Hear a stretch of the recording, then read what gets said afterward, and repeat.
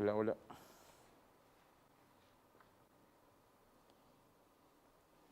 Ok, creo que ya.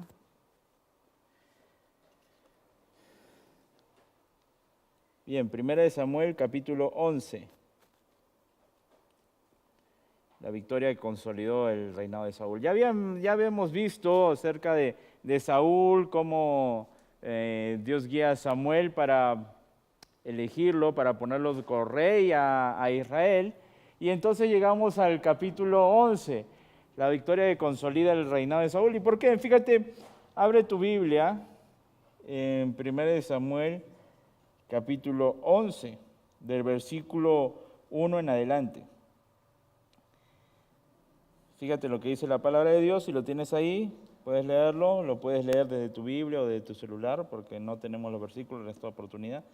Después subió Naas amonita y acampó contra Jabes de Galat. Y todos los de Jabes dijeron a Naas: haz alianza con nosotros y te serviremos.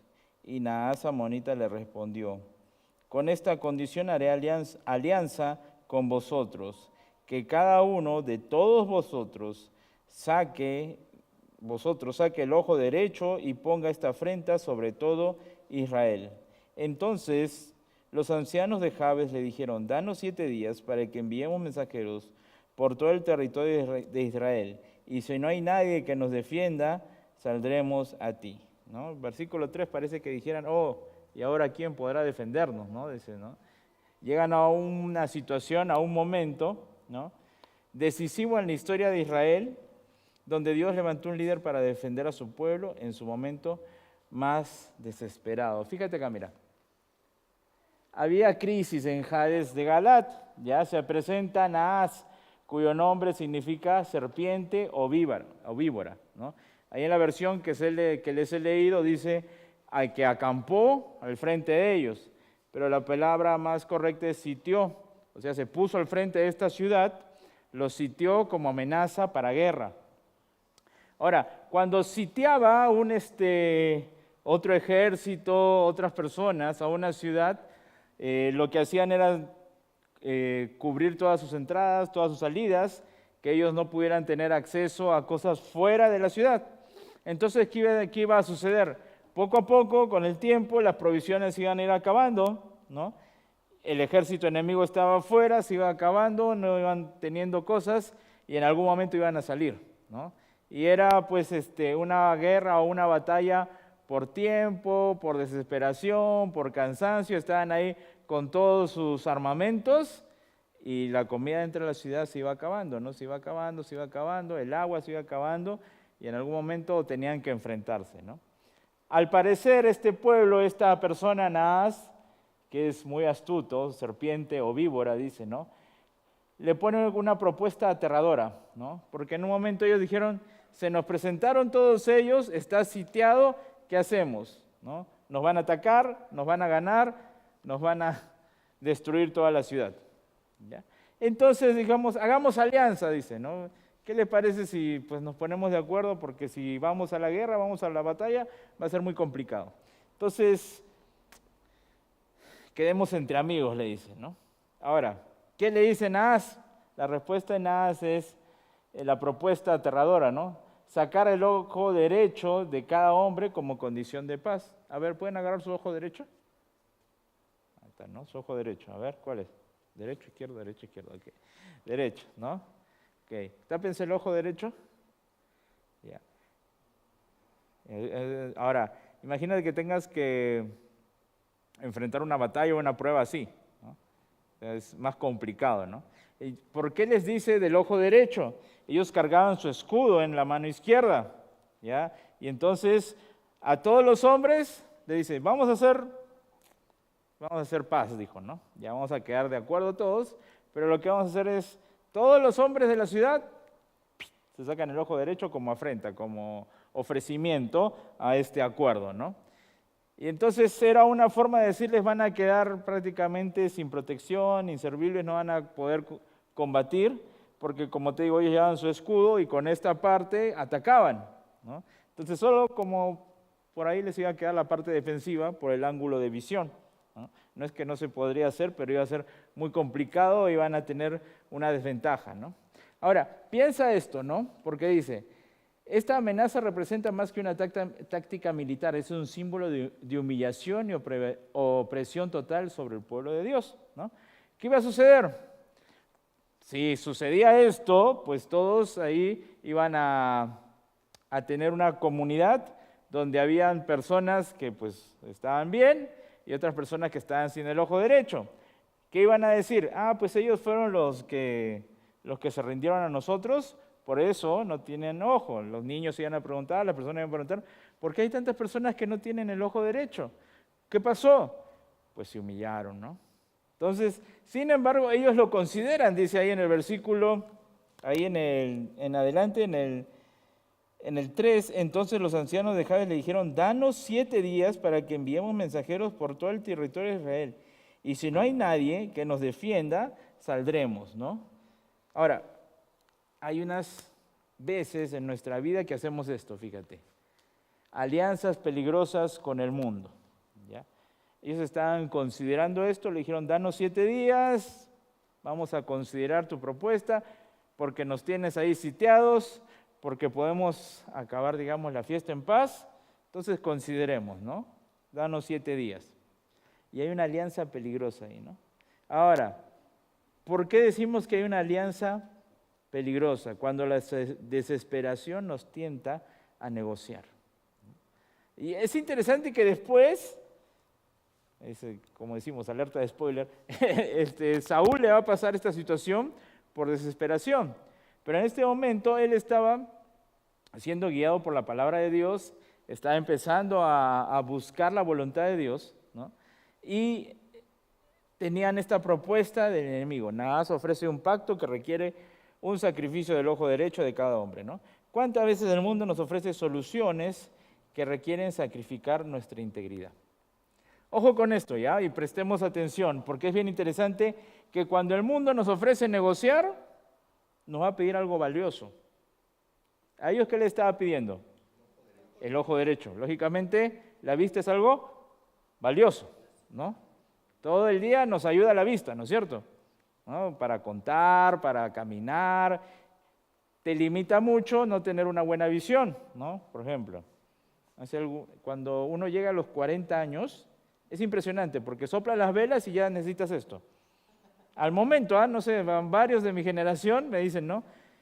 Llega el número 40 y si no has usado lentes, ahí aparecen. Ya en la noche no empiezas a ver, ya empiezas a la lectura, empieza a ser más necesario a los lentes, ¿no? Yo tenía una muy buena vista hasta que le llegué a los 40 años, de repente, prende la luz, Rebeca, está prendida, me decía, no me veo, ¿no? O cosas así. Y la vista es muy necesaria, lógicamente, ¿no? Es una bendición de Dios poder ver, poder distinguir, poder ver las formas, los colores y todo lo demás, ¿no?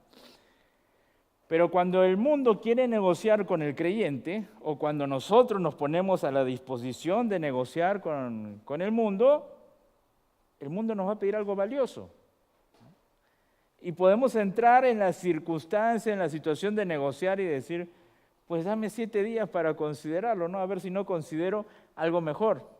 O como estaba diciendo uno de los ancianos ahí, a ver si no consigo quien me defienda, ¿no? A ver, ¿cuántas veces el mundo nos ha puesto en esa situación y cuántas veces hemos considerado, ¿no? Pues no tengo de repente el recurso hoy en día. ¿Cómo podría conseguirlo? De esta manera que no es tan lícita o de esta forma que Dios no me está proveyendo, pero quizás lo puedo negociar, ¿no? Pero ahí está en juego ¿qué? Tu integridad, tu honestidad. Algo el mundo va a demandar, como en este caso. Ellos estaban demandando el ojo derecho. Y a veces eso que demanda el mundo es tan valioso que te queda ya, que te deja imposibilitado de muchas cosas, ¿no? Considerar una relación que no es buena dentro de tu familia, dentro de tu pareja, dentro de tu hogar, puede poner en riesgo muchas cosas. Considerar negociar con vicios puede poner en fuego muchas cosas en tu vida, ¿no? Considerar amistades o relaciones oscuras, turbias, puede poner en riesgo hasta tu salud.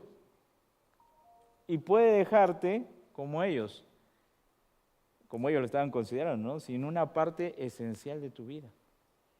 Cuando negociamos con el mundo te puede dejar sin testimonio inclusivamente, ¿no? Y cuesta mucho recuperar, o cuesta mucho trabajar, o cuesta mucho avanzar, ¿no? Siempre hay perdón en Dios, y es verdad, pero cuando estamos en esta situación, como los de Israel que estaban frente a Anás, y estamos sitiados, y hay una situación, no hay otra salida, Dios, falso, si hay otra salida. Sin embargo, a veces decidimos por lo más simple.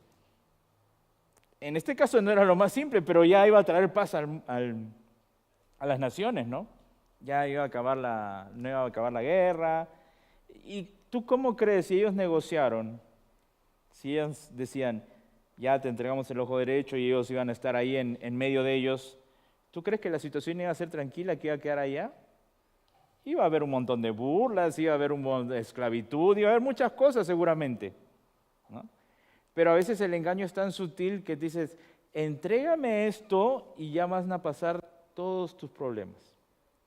Entrégame esto y se va a solucionar la situación en tu vida. Entrégame esto y ya, se va a estar todo tranquilo. Pero siempre hay que acordarse que Satanás ¿para qué vino? Hurtar, matar y destruir, ¿no? Naas era una figura también del enemigo que estaba haciendo con el pueblo de Israel. Dame esto, negociemos, quedemos en paz, hagamos alianza y todo ok. Sin embargo, ¿no? El engaño de la falsa paz, los habitantes consideraban acertar términos humillantes solo para sobrevivir. Cuando estamos débiles, el enemigo aprovecha para hacernos creer que no hay otra salida, es lo que decimos, ¿no? La palabra de Dios dice que Dios siempre dará la salida, ¿no? En las tentaciones, en las pruebas, no os ha sobrevenido ninguna prueba, ninguna tentación que no sea humana, sino que Dios brindará una salida.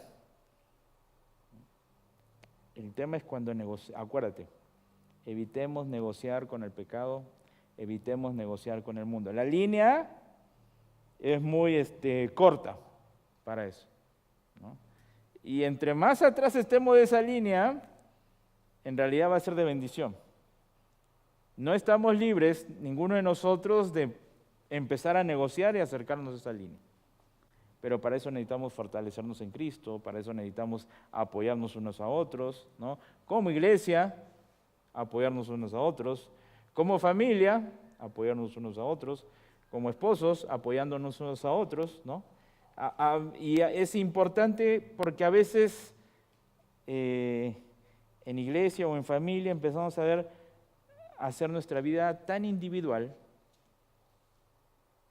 que no conectamos y decimos, oye, estás yendo por un mal camino, o estas señales no son buenas, estás empezando, siguiendo la figura de lo que dice esta porción de la palabra de Dios, estás empezando a negociar. Entonces, podemos detener esa situación y hacer ver, esto no está bien, no entregues tu ojo derecho, no va a ser bueno, va a traer problemas. Bueno, ¿qué hacen? Ellos envían mensajeros buscando ayuda porque Naas confía en la división de Israel, ¿no? El viejo presagio muy real que dice, divide y vencerás, ¿no? Entonces, Naas permite que ellos envíen mensajeros a todas sus ciudades y comunidades diciéndoles este mensaje, ¿no? Hay la alianza, podemos entregar nuestro ojo derecho, alguien nos puede ayudar, y empieza a enviar por toda la ciudad de gente para que comunique esto. Naas, que era el enemigo de ellos, ¿qué estaba considerando? Con esta amenaza, y si ellos le estaban considerando, ¿qué va a pasar? Va a haber temor, va a haber desunión, y va a ser pues ganancia para él, ¿no? Pasa lo mismo en la iglesia, en el pueblo cristiano, ¿no? Cuando aparece un enemigo como Naas, ¿qué es lo que quiere conseguir en la iglesia? División, temor y miedo, ¿no? Que su amenaza se vea más fuerte del Dios que está con nosotros. Esto es lo que pretendía Naas, y son estrategias, lógicamente, militares desde los tiempos antiguos hasta el día de hoy. Este tipo de estrategias funcionan. ¿Qué es lo que quiere? Que se propague el miedo, que se propague el temor, que se propague la amenaza. Y en esos momentos, como vamos a ver ahora, es cuando el pueblo de Cristo debe estar más unido y firme. Porque estamos del lado de la victoria, porque en Cristo ya hemos vencido. Sin embargo, el enemigo permite que se corra esta amenaza, ¿no? Y ellos mandan, los mensajeros empiezan, y dicen, vayan. Le doy los 7 días, Señor, para que sigan en este tema, ¿no? ¿Qué es lo que quiere la estrategia del enemigo? 2 razones que buscaba Naas en este caso, ¿no? Confiaba en la desunión, pensaba que no había unidad en Israel y nadie los defendería, ¿no? Y esto lo vemos varias veces en Israel, ¿no? Que entran en pánico, en caos, hasta que ¡bum! Se levanta Samuel, se levanta David, en este caso se levanta Saúl, se levanta algo. No podemos seguir así, no podemos escuchar la amenaza, el temor y quedarnos quietos, ¿no? Se levanta alguien y dice, esto no es lo que Dios quiere para nosotros. ¿Sabes qué? Que un pueblo se desmoralice, ¿no? Es muy fácil. Y cuesta mucho tiempo o mucho trabajo en que la moral vuelva a subir. En este caso Israel estaba frente a una situación complicada y lo que estaba buscando Naas era que estuvieran completamente desmoralizados, ¿no? ¿Se acuerdan muchas veces cuando, por ejemplo, van los espías a indagar acerca de Jericó y qué escuchan? Que el ejército de Jericó ya estaba desmoralizado, había escuchado de las grandes obras de Jehová y ya ni querían, ¿no? Y ya estaban derrotados prácticamente, ¿no? Y estaban entregados. A la inversa le estaba pasando a ellos. Y Naas buscaba que sucediera eso, ¿no? Que estén desmoralizados, decaídos. Y es lo que busca Satanás en el pueblo de Dios, que se desmoralice, que ya no confíe en Dios, que busque en otras situaciones, en otras cosas, o esté anhelando, en esos tiempos todo era mejor, era diferente. Pero no es así realmente. No es así realmente. Son estrategias y engaños del enemigo. Cuando algo se desmoraliza, un grupo, un pueblo, cuesta bastante trabajo, ¿no? Me encanta la historia. Estoy tratando de aprender un poquito de historia de México, pero te cuento algo de historia de Perú, historia reciente, ¿no? Hace, ¿qué será? 10, 15 años, hubo un tema de corrupción muy fuerte en el gobierno, ya lo conocen al Chinito Fujimori de repente. Entonces, el pueblo quedó tan desmoralizado en esa época, yo me recuerdo, porque las empresas tuvieron que hacer publicidad de campañas de valores y todo, porque hubo ciertos videos donde se veían a autoridades, comandantes, generales sentados frente a un asesor político recibiendo dinero, pero así, o sea, totalmente en vivo, ¿no? Le entregan el dinero, fajos de billete, el otro recibiendo para continuar con la corrupción, ¿no? Y video totalmente fragante, ¿no? Y después que pasó eso hubo conmoción, un montón de renuncias y todo lo demás, pero se notaba la población desmotivada, desmoralizada por las circunstancias que habían vivido, ¿no? Y yo recuerdo que muchas empresas empezaron a hacer campañas de valores, campañas de honestidad y para recuperar los símbolos patrios y cosas así, para recuperar la motivación como nación, ¿no? Porque habían caído en ese momento muy fuerte, habíamos caído muy fuerte en ese momento, fue un impacto muy fuerte como nación. Y costó, hasta ahora cuesta, es algo que cuesta porque siempre se recuerda y cómo quebró algunas cosas en la nación. Y esto es lo que estaba pasando, lo que estaba buscando. Y lo que el enemigo sigue buscando hoy con el pueblo de Dios. División, desunión, orgullo, solo pensar en, antes era así o cosas así. Esto es lo que estaba buscando el enemigo y lo que sigue buscando hoy con el pueblo de Dios. ¿Qué estaba buscando Naas? Engrandecer su nombre al permitir que los mensajeros recorrieran Israel, sembraba temor en toda la nación, ¿no? Naas estaba buscando que también engrandecieran su nombre, todos conocieran de él. Y el orgullo estaba muy grande y fuerte. Y el orgullo también es algo que puede hacer que el pueblo de Dios se divida. División y orgullo es igual ¿a qué? A una derrota segura. Estaban divididos, el orgullo de las personas, el orgullo del enemigo, estaban buscando una derrota segura, ¿no? Entonces, fíjate bien, la palabra de Dios habla cosas completamente diferentes. ¿Qué pasó? Saúl, el rey que vivía como campesino, ya era rey, ¿no? Ya han visto en los capítulos anteriores, en los versículos anteriores, se nombró rey, queremos un rey como las otras naciones, dijo, y finalmente Samuel nombra a Saúl, ¿no? Pero en ese momento, con toda esta amenaza, ¿qué estaba haciendo Saúl? Fíjate ahí, a ver, vamos al versículo 11, al capítulo 5 del capítulo 11. Y he aquí Saúl que venía del campo tras los bueyes. Y dijo Saúl, ¿qué tiene el pueblo que llora? Y le contaron las palabras de los hombres de Jabes, ¿no? ¿Qué estaba haciendo el rey? ¿Qué estaba haciendo? ¿Venía detrás de qué? De sus bueyes, ¿no? Él ya había sido rey, ya había sido ungido, pero no tenía ni idea en ese momento de cómo formar una nación o un reino. Entonces, ¿qué estaba haciendo? Pues lo que siempre hacía, ¿no? En su cosecha, cultivando, con sus animales, trabajando en la tierra, estaba haciendo lo que estaba acostumbrado a hacer. Ya hay algo muy interesante, ¿ya? Pero vamos a verlo después. Saúl había sido coronado como rey, pero seguía su vida cotidiana, como agricultor, trabajando en el campo con sus bueyes. A veces Dios permite la adversidad y nos lleva a reaccionar conforme a nuestra posición. ¿Ya? Hubo una adversidad ahí, ¿por qué? Saúl estaba quieto viviendo su vida igual, aunque ya le habían dicho que era rey, políticamente ya era rey, para todo el pueblo era rey, bueno, no para todo, pero para gran parte del pueblo era rey, y él seguía con su vida común y silvestre. Fíjate el siguiente. La adversidad revela al líder. No fue la coronación lo que activó su liderazgo, sino la crisis de su pueblo. Las situaciones adversas nos hacen reaccionar conforme a nuestra verdadera posición y llamado en Dios.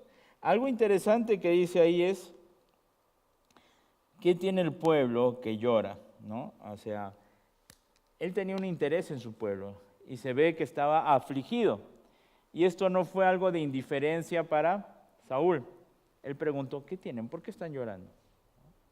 Él podía haber sido indiferente y seguir haciendo las cosas.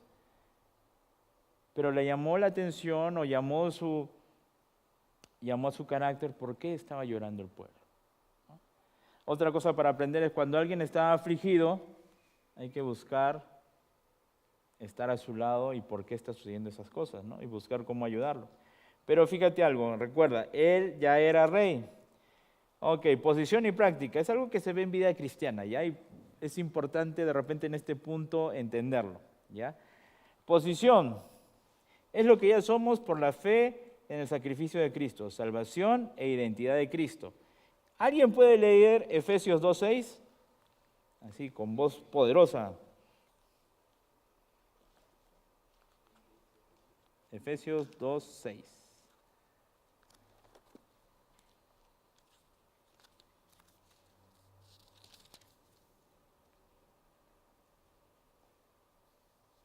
¿Nadie? Juntamente con Ajá. Él nos resucitó Ajá.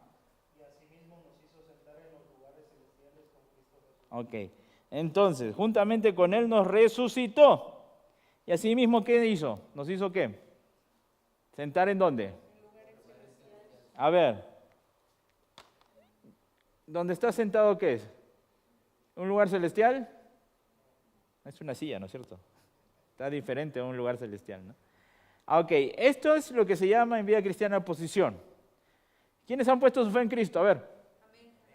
Levante la mano. Ahí está, muy bien, qué bonito allá. Entonces, todos los que hemos puesto nuestra fe en Cristo, dice la palabra de Dios aquí en Efesios, que ya estamos sentados ¿en qué? En lugares celestiales. Ya, ok. Ahora, fíjate alrededor tuyo. ¿Estás sentado en lugares celestiales? Está un poquito, no muy claro, ¿no? Bueno. Este es lo que en posición ya somos. Ya estamos sentados en lugares celestiales por el sacrificio de Cristo. Y nadie nos puede quitar de ahí. ¿Qué quiere decir eso? Que ya, o sea, la vida eterna, nuestra vida en Cristo ya está, lista, ya la tenemos. ¿Ya? En la práctica no. En la práctica, ¿dónde estamos? Aquí en el mundo, ¿no? Esta es la práctica, es nuestro día a día buscando vivir conforme a la voluntad de Dios. Oración, comunión y confesión. Fíjate ahí en Filipenses, ya se me está yendo el tiempo, Filipenses 3:12.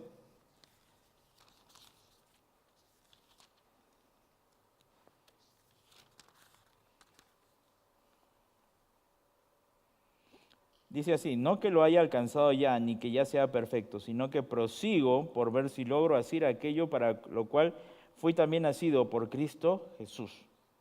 No lo tengo ya, ni que sea perfecto, sino prosigo, continúo. ¿Ya? ¿Saúl era rey? ¿Sí o no? Sí, sí era rey. ¿Pero en la práctica estaba siendo rey? No. Ya, a veces nuestra vida cristiana es así. Ya estamos sentados en los lugares celestiales con Cristo, ya tenemos la vida eterna. El sacrificio de Cristo y la sangre de Cristo limpió nuestros pecados y tenemos vida y vida en abundancia. Pero en la práctica, ¿cómo vivimos? A veces vivimos completamente diferente a lo que ya somos en Cristo. Entonces, este concepto de posición y práctica lo podemos aprender por lo que estaba haciendo Saúl. Saúl ya era rey, ya había sido ungido, ya había sido coronado. ¿Y cómo estaba viviendo? No estaba viviendo como un rey, no estaba haciendo las cosas que tenía que hacer un rey.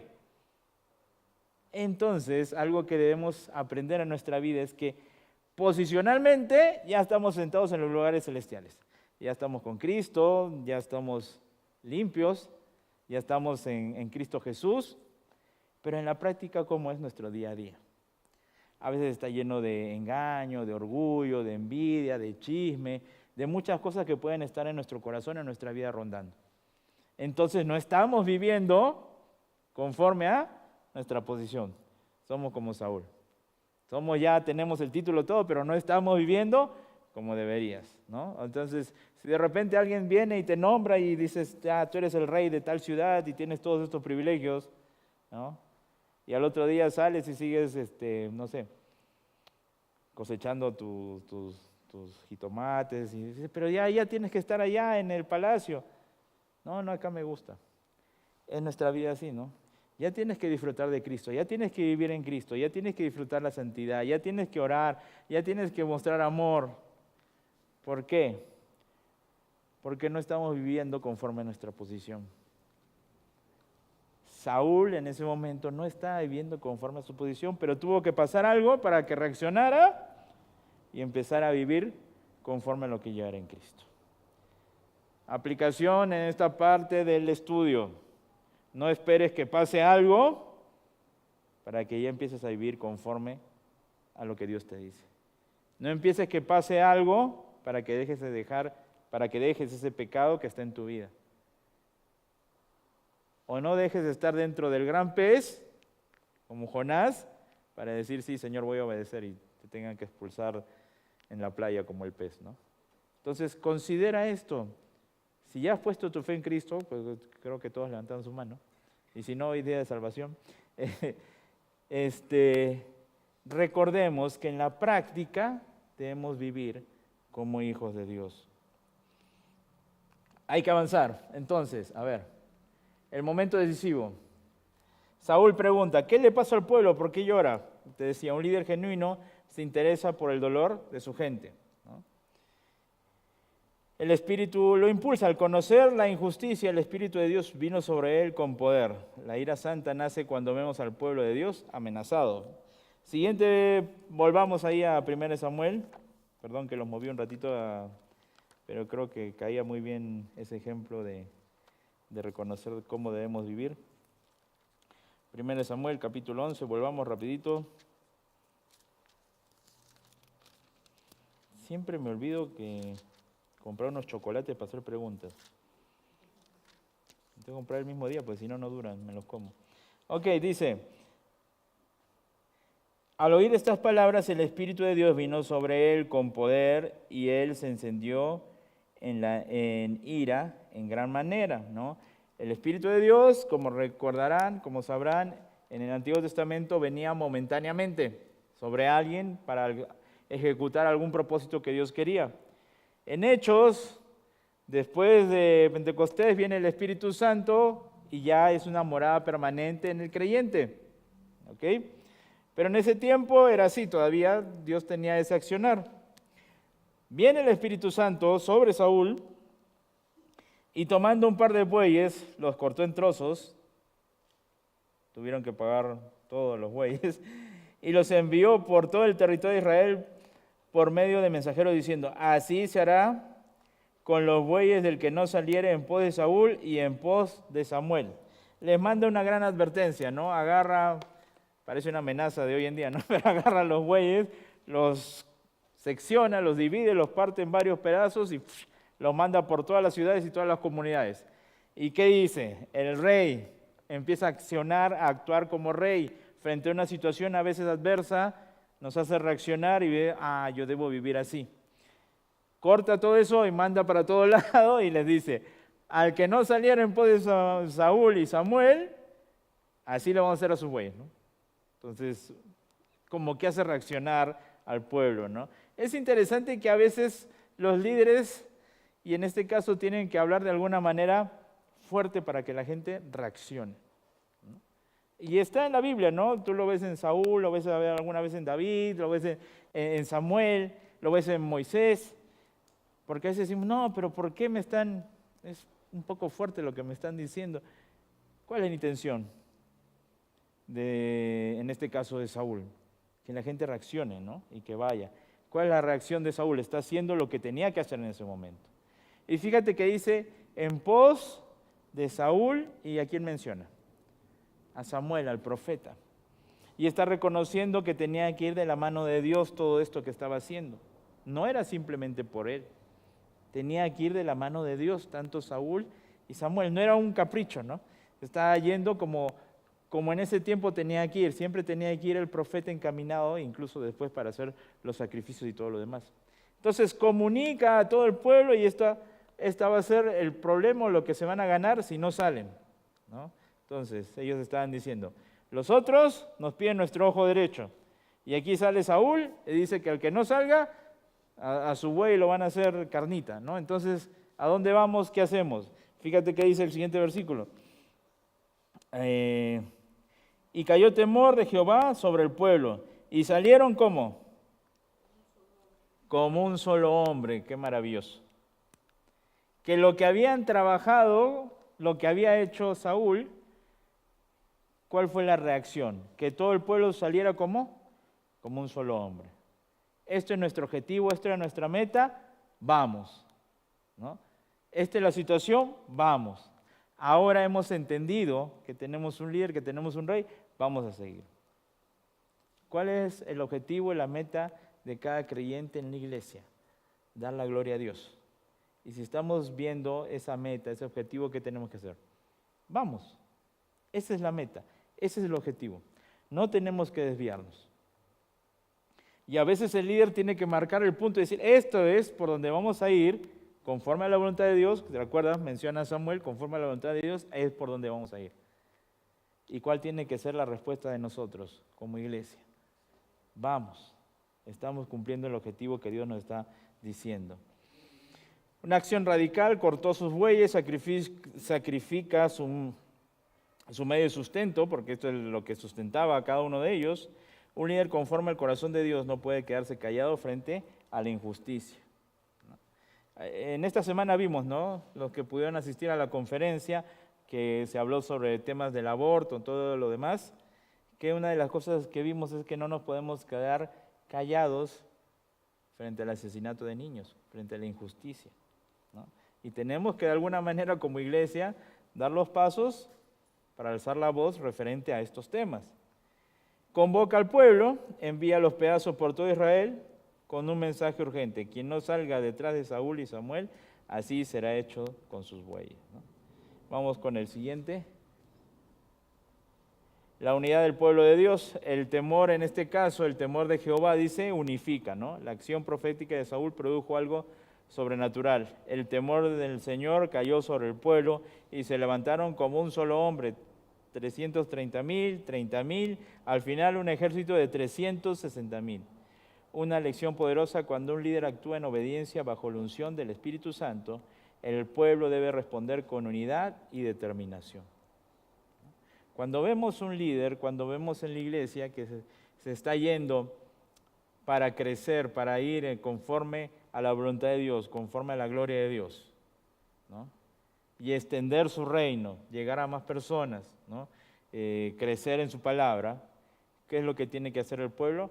Responder con unidad y determinación. Lógicamente, cuando ves pecado y cosas así, no. Pero si está yendo conforme a la voluntad de Dios, ¿cuál es la respuesta? Como ellos, se juntaron 360,000 en ese momento, ¿no? Que en un momento ya estaban prácticamente, ¿qué estaban haciendo prácticamente? Entregando el ojo derecho. Estaban en esa situación. ¿Sabes? Podemos verlo también, qué tan importante es la iglesia para nuestras vidas, qué tan importante es congregarnos, qué tan importante es leer la palabra de Dios, qué tan importante es animarnos, qué tan importante es seguir a nuestros líderes. Porque muchas veces estamos a veces al borde de entregar el ojo derecho, negociando con el enemigo, negociando con el pecado. Y no estamos viendo todo lo que Dios puede hacer cuando un pueblo se une con determinación y responsabilidad. Para seguir el versículo, y los contó en Besac, y fueron los hijos de Israel 300,000 y 30,000 hombres de Judá. Y respondieron a los mensajeros que habían venido: así diréis a los de Jabes Galat: mañana al calentar el sol seréis librados. Y vinieron los mensajeros y los anunciaron a los de Jabes, los cuales se alegraron. Y los de Jabes dijeron a los enemigos: mañana saldremos a vosotros para que hagáis con nosotros todo lo que os bien pareciere, ¿no? Ellos también estaban aplicando ya su estrategia, ¿no? Mañana salemos, ya lo que ustedes quieran, como sea, ahí vamos, ¿no? Hacen su estrategia. Aconteció que al día siguiente dispuso Saúl al pueblo en 3 compañías y entraron en medio del campamento a la vigilia de la mañana e hirieron a los amonitas hasta que el día calentó, y los que quedaron fueron dispersos de tal manera que no quedaron 2 de ellos juntos, ¿no? Entonces, ahí aplica una estrategia, ¿no? Dice que van a llegar como en la tarde, pero ellos van muy temprano, atacan en 3 divisiones y no quedó 2 de ellos juntos, ¿no? De los que los estaban amenazando, ¿no? Fue una victoria rotunda, ¿no? Y es impresionante cómo Dios cambia la situación de un momento que estaban listos, como te digo, para entregar su ojo derecho, someterse y humillarse frente al enemigo. Cuando Dios obra, cuando Dios levanta un siervo, cuando Dios levanta un líder y cuando el pueblo se une detrás de él, las cosas terminan en victoria para Dios. Qué gran amenaza que había al inicio de la lectura bíblica, ¿no? Estaban sitiados, dispuestos a la guerra, prácticamente derrotados, prácticamente entregando el ojo derecho, pero Dios lo cambia completamente, que no quedó 2 juntos, dice de ellos, ¿no? Entonces, tuvo un ataque sorpresivo en 3 frentes durante la oscuridad, antes del amanecer. Saúl divide estratégicamente, 3 compañías rodearon al enemigo desprevenido y hubo una derrota total. Los amonitas fueron dispersos sin poder reagruparse y tuvieron victoria completa. Cuando Dios pelea nuestras batallas, la victoria es total. Glorifica su nombre, no el nuestro, ¿no? La victoria fue de Dios, no de otras personas. Pero ¿qué pasó después? El versículo 12. El pueblo entonces dijo a Samuel: ¿quiénes son los que decían: ¿ha de reinar Saúl sobre nosotros? Dadnos esos hombres y los mataremos? No sé cómo se dice acá, a ver si me ayudan. Cuando estás en la escuela, o en la universidad, o en un grupo de amigos, y hay una persona que incita a la lucha entre 2, ¿no? Mira, te dijo esto. En Perú se dice candelero, no sé acá cómo se dice, ¿no? Está uno ahí en medio. ¿Cómo? ¿Amarranavajas? Una nueva palabra. Pero es uno que está ahí, que no se mete solo, está incitando a que los 2 se agarren y se peleen, ¿no? Bueno, fíjate, acá había unos amarranavajas, entonces, no me sabía esa palabra. Entonces estaban ahí, ya después de que sucedió todo esto, porque fíjate, ¿se acuerdan que capítulos anteriores hay un sector del pueblo que dice, este nos va a gobernar, como que lo desprecian a Saúl, ¿no? Y entonces sucedió todo esto, hubo gran victoria, y aparecen los amarranavajas y dicen, ¿quiénes son los que decían, ha de reinar Saúl sobre nosotros? Danos esos hombres y los mataremos, ¿no? Dice, ahora que ya estamos en la victoria, esos hablaron mal de ti, Saúl, tráelos. Y nosotros los matamos a veces, ¿no? Querían congraciarse con él, querían congraciarse con Saúl en ese momento, ¿no? Y cómo es a veces que el pecado todavía sigue estando ahí, ¿no? Bueno, ya ahora que está todo esto, ya vamos a aprovecharnos de él, ¿no? Ahora sí que, ese habló mal, bájate. Ese no hizo las cosas que tenía que hacer, entonces hay que darle, ¿no? Él no vino, pastor, él no vino el miércoles a la reunión de estudio bíblico, que está muy buena, ¿no? No vino. A ese bájeselo, pastor, porque no viene, ¿no? Ahí ahorita ya estamos mejor y el domingo viene más gente, entonces... A veces nuestro corazón es así, ¿no? Se desvía y dice, ya estamos en la victoria todo, y todavía el corazón quiere hacer maldades. Todavía el corazón quiere estar metido en estas cosas, ¿no? Y como te digo, Israel era así y a veces nuestro corazón es tan igual, ¿no? Habían tenido tremenda victoria, habían estado a momentos de perder todo. Dice, pero estos no hay que matarlos, ¿no? Eran su propia sangre, su propio pueblo, ¿no? Mas Samuel dijo al pueblo, el versículo anterior, y Saúl dijo, no morirá hoy ninguno, porque hoy Jehová ha dado la salvación a Israel. Y ahí se ve a Saúl con un carácter muy conforme a la voluntad de Dios, ¿no? Porque ese momento quizás era de enorgullecerse, ¿no? Y dice, ustedes hablaron mal, ¿no? De mí, ¿no? Que no podía ser rey, y ahora ya les demostré, vamos y... hagamos caso a los chismosos, a los amarranavajas, a los candeleros en Perú, hagamos caso a ese grupo, ¿no? Siempre hay. Y siempre aparecen, ¿no? Siempre aparecen. Y siempre están a veces la murmuración o cosas, ¿no? Están ahí. Pero gracias a Dios, en este aspecto se ve a Saúl obrando bien. No es necesario. Ya hemos tenido victoria, ¿por qué vamos a ir contra ellos? No, ahora sí, no. Justicia, decimos a veces, ¿no? Misericordia, Dios muestra misericordia, Dios muestra gracia, ¿no? Y nuestro corazón tiene que mostrar misericordia y gracia. No, de repente ellos no estaban de acuerdo, pero era el momento de unirse, no era el momento de dividirse. Habían visto lo que habían conseguido cuando se unieron, no cuando se dividieron, no cuando estaba el pueblo solo enfrentando a Naas, ¿no? Mas Samuel dijo al pueblo, venid, vamos a Gilgal para que renovemos allí el reino. Y fue todo el pueblo a Gilgal, invistieron ahí a Saúl por rey delante de Jehová en Gilgal, y sacrificaron ofrenda de paz delante de Jehová, y se alegraron mucho allí Saúl y todos los de Israel, ¿no? Finalmente vemos cómo Saúl actúa bien, se unieron y se alegraron todos. Algunas lecciones que nos deja hoy el estudio.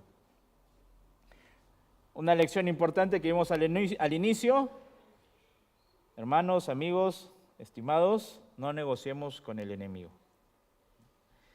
Y es momento de analizar en nuestras vidas si hay algún aspecto en el cual estamos negociando con el enemigo. Es muy astuto y eso no va a ser, no vas a salir bien librado, ¿no?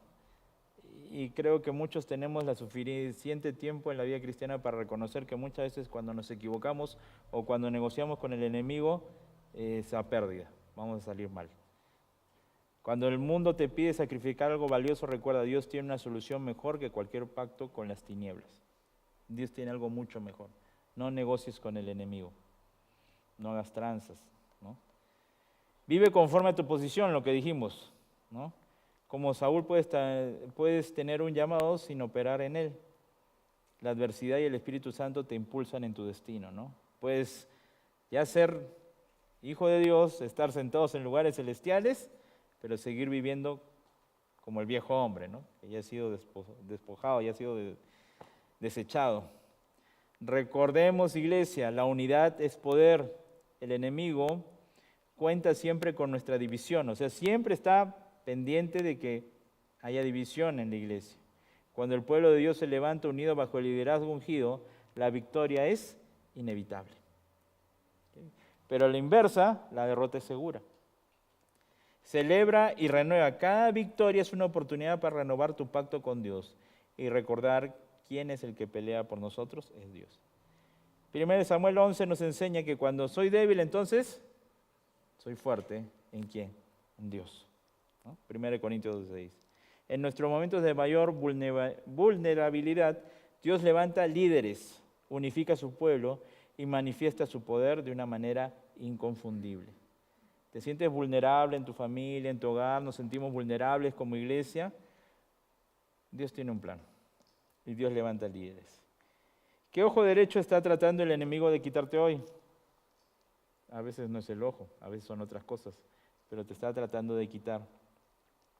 ¿Qué pacto peligroso estás considerando en tu desesperación?